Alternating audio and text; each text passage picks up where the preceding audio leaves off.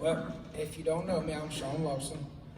Uh, Dave calls me yesterday and he's like, hey, you want to share your story?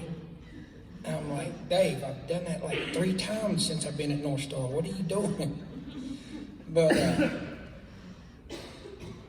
in the back of my mind, I was like, I'm not going to say no because it ain't about me.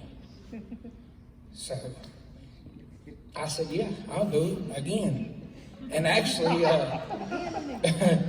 Wayne this morning, he was like, ain't you already done that? And I was like, yeah, I have, but it's all right. I'll do it again and again and again and again if it helps somebody. Because the reason I lived in that darkness is because nobody done it for me. I never heard nobody's story and I didn't know what I was missing. That song that they done a while ago, I never heard it, but that's my new favorite song. I'm going to read it. It says, you were near, though I was distant, disillusioned. I was lost and insecure. Still mercy fought for my attention. You were waiting at the door, and then I let you in. Trading your life for my offenses, for my redemption.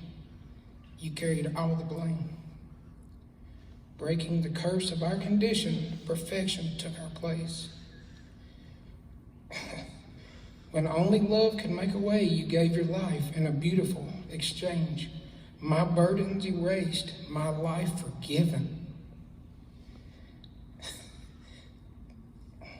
There's nothing that could take this love away, and that's why I told him yes yesterday. My only desire now, and my sole ambition, is to love him just the same. That song is amazing. When you worship, listen to the words. Don't just sing to sing. Those words, yeah, that's crazy. I'm a big crybaby. I can't help it. I try to be the man's man, but I cry like a baby every time I get up here. I grew up in Pulaski. I've lived here. I'm 40 years old. I've lived here the whole 40 years.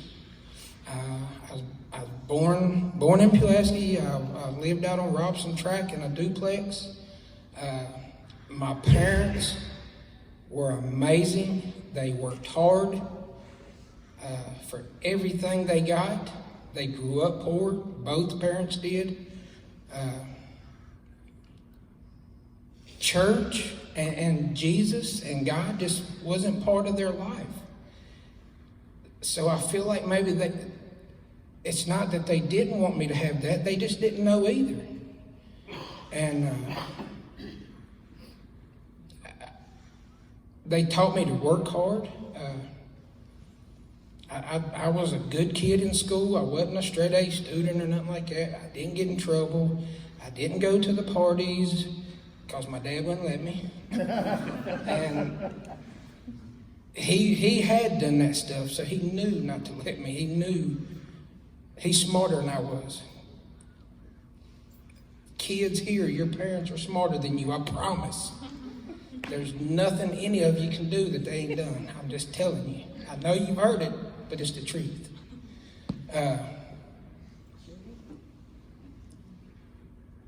I haven't wrote my story down before because you think, man, it's easy to tell. It's your story. It's your life. But I don't want to leave anything out. So, like I said, growing up, everything was cool. We didn't have a whole lot of money. I didn't go without anything. Whatever I needed, I got. My mom worked for minimum wage. My dad made decent money. And it wasn't a hard life. There was no drugs, was no alcohol. My dad drank some way when I was really younger. And if I go back and forth, I'm sorry. I just don't want to forget nothing. My dad's family did suffer from alcoholism. His father was murdered over alcohol when he was 20-some years old. So, sometimes I think maybe that had something to do with, maybe that's why we didn't go to church and stuff. Maybe he didn't understand why that would happen in his life. You never know. But he drank some. Like I said, I don't remember it. He quit when I was like 3 years old, so I don't remember any of it. But going up through life, like I said, I get through school, I get through high school, I do fine. I don't go to college because that ain't my thing. I don't, like I said, through school I didn't drink, I didn't do anything. I chewed tobacco when I was 12 years old. So I started chewing at 12. I quit when I was 34 years old. But when I graduated high school, I made up for that time that I was the good kid. I got a job at Budweiser in Pulaski.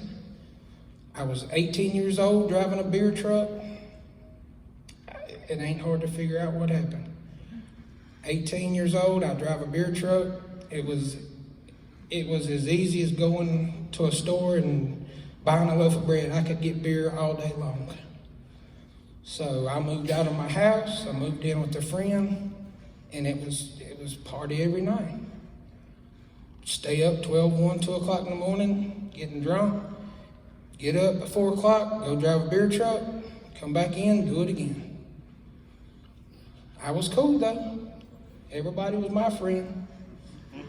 And I done that for a little while. Me and the buddy, didn't get along too good, so I moved back in with my parents. Still acting like an idiot because by now I'm 21. I can do what I want to, blah, blah, blah. And probably about 24, my mom had cancer, and she had fought breast cancer for several years, and she beat it. Every, couple times you come back, nothing. And then her cancer come back. Well, they didn't tell me and my sister. I have a sister, I'm sorry. She's 4 years younger than I am. And she's, like I said, I'm 24 at this time. She's 18 going to Virginia Tech. And my mom had been in the hospital a lot with the cancer and stuff. And she comes home one day. And I'm working at Budweiser. My sister's going to Tech. And this day that my mom had come home, and like I said, she'd been in and out of the hospital a bunch. My mom comes home. We know she's coming home. So I can't wait. I'm going to work. I'm going to get my stuff done. I'm getting back so I can see my mom at the house. Well, that night at ICE's or whatever, and Budweiser called and said, hey, we're not going to work today. You got to understand me, and it's hard to explain to you. Budweiser did not cancel work. If there was a chance to go, you was going. Virginia Tech canceled that day. Tech, from what I understand, cancels for nothing. They canceled every class that day. So, I'm already at work when they tell us we can't go. So I'm like, well, cool. So I called my wife. We were dating though, right? Oh yeah, we were married. Yeah. Yeah. Anyway, I called my wife. I'm like, hey. That's another story. I'm like, hey, listen, they canceled work. I'm gonna go to the house and be with Mom. She's like, okay, cool. I get there and my sister's there, and she's like, hey, they canceled school today. I was like, well, this is awesome.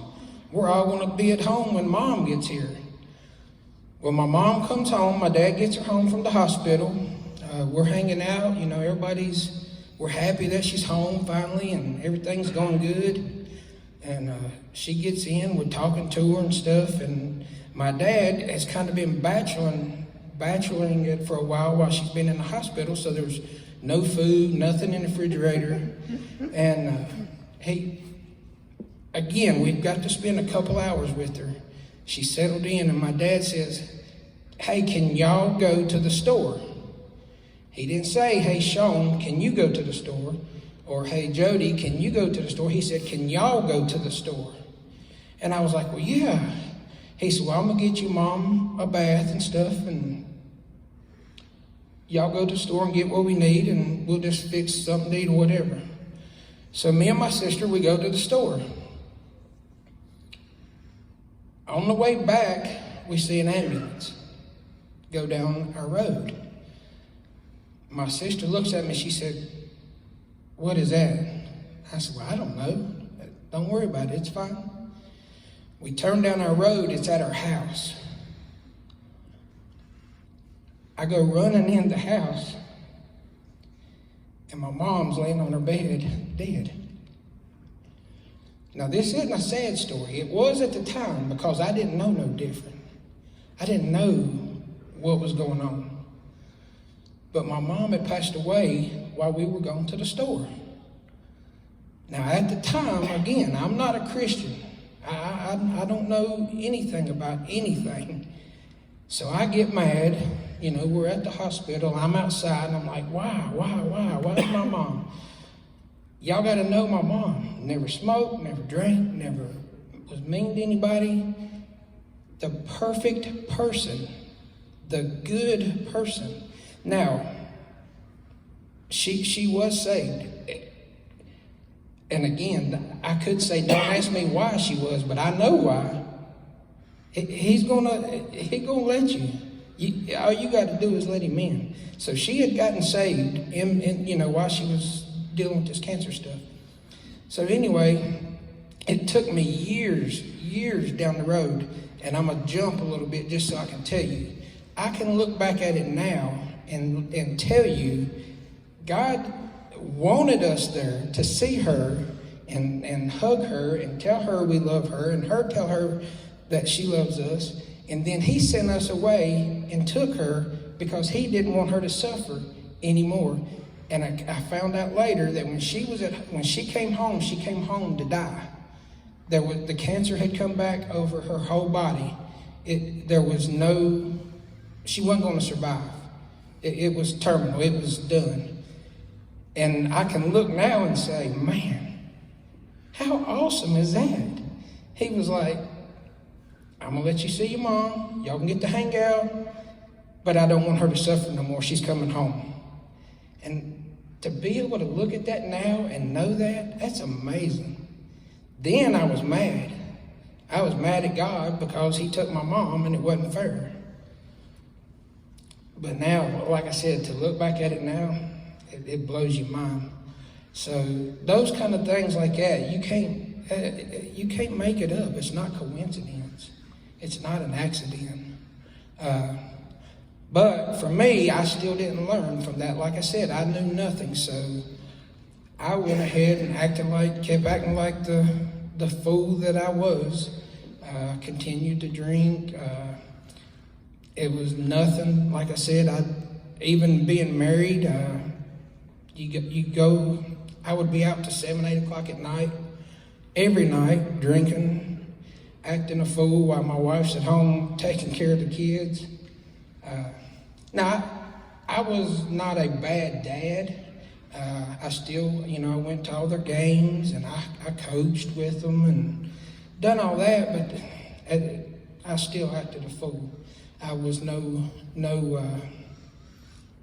for them to look up to, that's for sure. The turning point came. We all went to a party, maybe a 4th of July party. I can't remember what it was.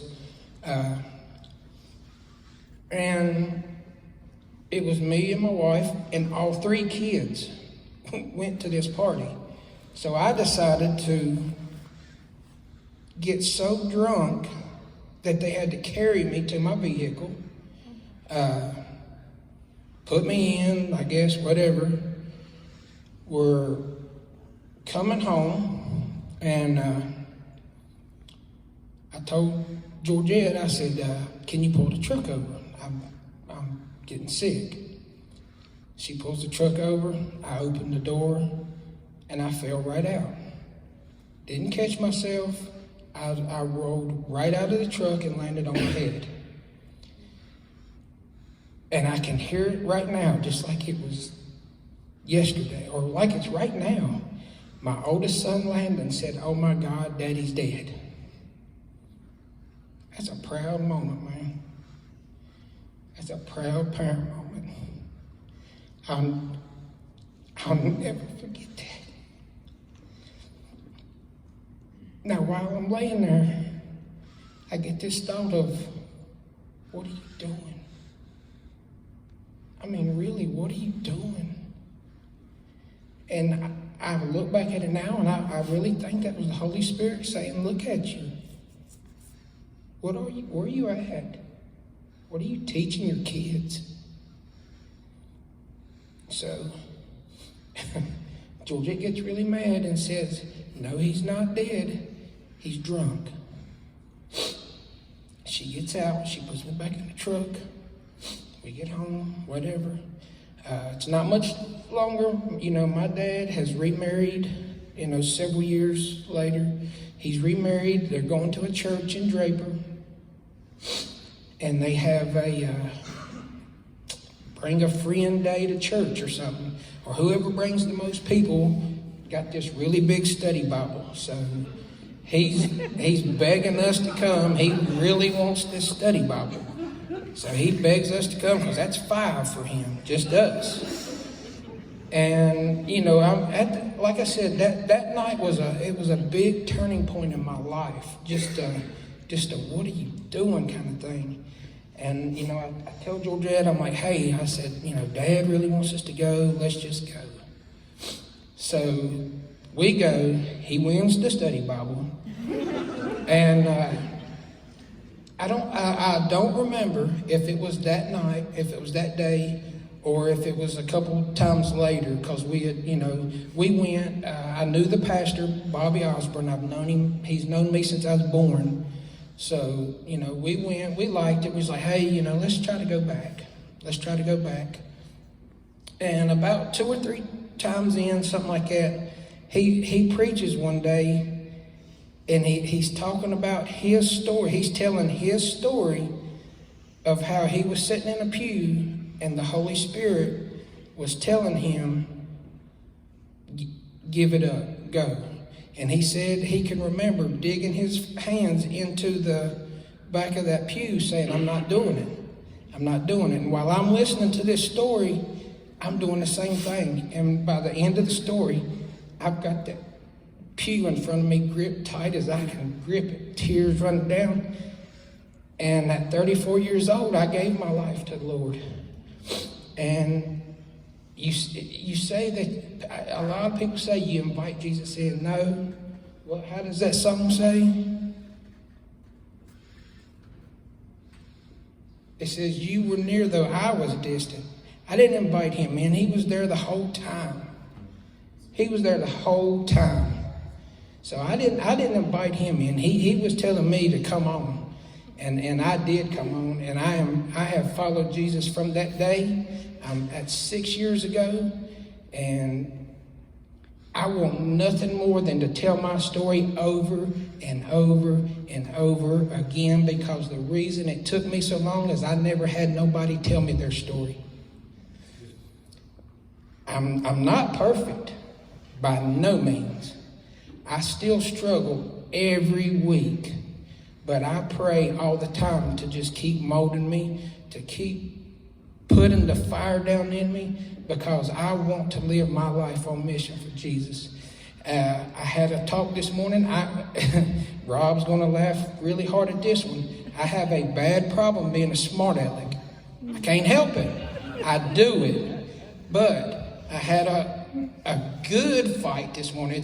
Don't think it's bad. It was a good fight this morning with that boy back there. Go ahead. Yeah, you. He has grown up watching me do that, so in turn he does that sometimes. Now, the old me this morning would have blasted him, and who knows what I'd have done. But me and him talked it out this morning. I told him, I am trying really hard to change ways like that. It's a constant battle. I pray all the time for the Lord to just keep working and keep changing and just let me be the light. Let me be his hands and feet, just if it can help anybody. And after me and him talked this morning, I think he's like, dang, that probably is a good idea.